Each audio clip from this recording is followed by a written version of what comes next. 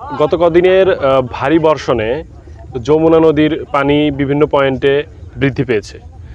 সিরাজগঞ্জ সদর উপজেলার বাহুকা অঞ্চলের যমুনা নদীর তীর রক্ষণা বাঁধে 30 মিটার ভাঙন দেখা দিয়েছে, যেখানে পানি উন্নয়ন বোর্ড থেকে বালি ভর্তি জিও ব্যাগের মাধ্যমে এই ভাঙন রোধের চেষ্টা চলছে।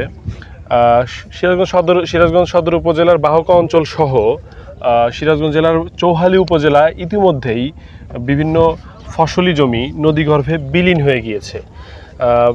এই যমুনা তীরবর্তী যে সকল বসতি রয়েছেন তাদের ভেতরে ইতিমধ্যেই একটি আতঙ্ক তৈরি হয়েছে যে বর্ষা মৌসুম শুরু হওয়ার আগেই এমন ভাঙন তাদের মধ্যে ভীতিকর পরিস্থিতি তৈরি করে দিয়েছে যে তাদের ফসলি জমি এবং বসতভিটায় ক্ষতিগ্রস্ত হবে। তবে পানি উন্নয়ন বোর্ড জানিয়েছে যে আগামী বর্ষার মৌসুম আসার আগেই যমুনা তীর রক্ষা বাঁধের যে সকল এলাকাগুলো ঝুঁকিপূর্ণ অবস্থানে রয়েছে সেই সকল জায়গাগুলো তারা মেরামত করবেন, যাতে সাধারণ জনগণের জানমাল এবং তাদের বসতভিটার ক্ষয়ক্ষতি রোধ করা যায়।